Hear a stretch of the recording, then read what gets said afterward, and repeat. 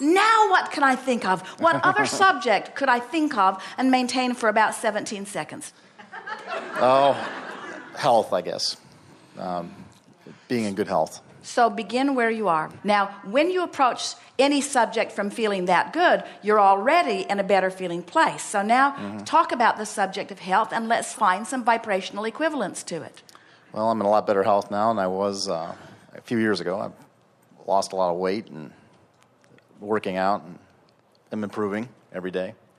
All right, so now clearly you're not up to speed with where we were relative to the other subject, but that's the whole point. In other words, now you've walked through your day, something else has happened, something has come up, something's reminded you, you've turned on the television, somebody said something, and so now you're having a moment over the subject of health. And the subject is, I've got an ache or a pain, or I'm not feeling that good, or is it totally a positive subject relative to health?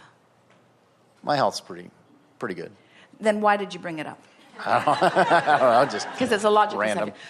So let's take the subject. So I'm feeling pretty invincible about everything, and I'm beginning to realize that I'm the creator of my own reality, which means I can have any experience I want with any subject that I choose. And so I'm going to focus for 17 seconds here on the subject of my physical body, and I'm really appreciating my physical body. I like how responsive it is, and it feels good to me to realize that I've been in less good health before than I am now, and that I deliberately brought myself around. I like knowing that my physical body is responsive to my thought.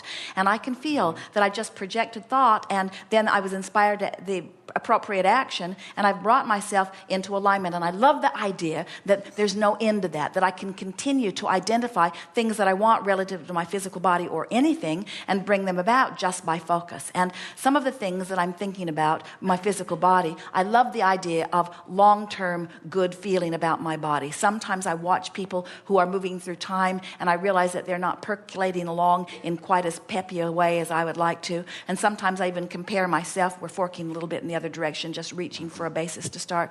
And sometimes even with myself, I worry that maybe as time goes by, I won't be able to continue to be as resilient and as good feeling. But it feels good to me to know that my life experience, whether I'm 20 or 30 or 40 or 50 or 60 or 70 or 80 or 90 or 100, my life experience is causing me to continue to launch rockets of desire, and that when I launch, I could be 100 years old and I could launch a rocket of desire about flexibility and about stamina and about energy, and source energy would say yes to it. And then it's just a matter of me getting up to speed with it. And so isn't it nice that here I am a long way from that, and I'm already launching these rockets of desires to which source is saying yes relative to the vitality and the well-being of my body. And now, moment by moment, I've just got to make sure that I'm vibrationally up to speed. So I turn on the television and I see that commercial that says 1 out of every 4 has it, and you're probably the one. And I find myself thinking about the symptoms that they are offering. In other words, there are all kinds of new commercials. There are people all over the planet who are developing new products which are cures for diseases that they really hope we all have. And they're trying to inspire our awareness to these diseases so that we will beat a path to their door to buy their products. And I don't really like that very much, as I'm forking off in the wrong direction, but I recognize that I have control of my own physical body. And as I listen to it, I'm thinking for just a moment, hey, I recognize some of that malady in my own body, and I find myself feeling vulnerable is too strong a word, but I find myself worried about it just a little bit. And so now I'm going to take this moment to focus for 17 seconds in the best feeling vibration that I can find relative to this subject. And so I acknowledge, of course there are things that are happening in people's bodies, and of course there are people that are wanting to sell the cures to those things.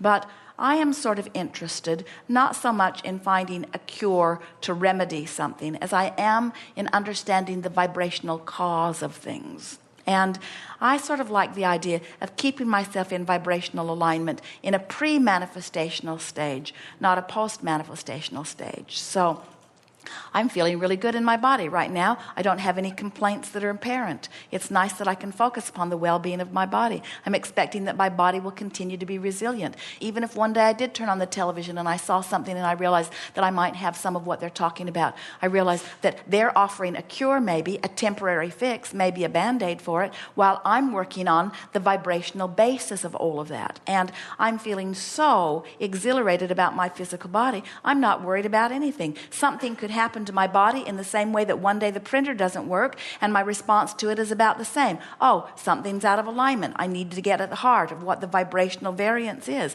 All I need to do is take this opportunity of this symptom to help me clarify my stronger rocket of desire, and then I just need to close that vibrational gap. So isn't it nice that my personal life experience is going to constantly give me reason to line up my energy? If there's ever anything out of alignment, I'm going to sense it on some level. And if my dominant intent is to feel emotionally good, then I'm going to close the gap on all subjects, including this subject. Now, we stayed there way more than 68 seconds on that subject, too, you see.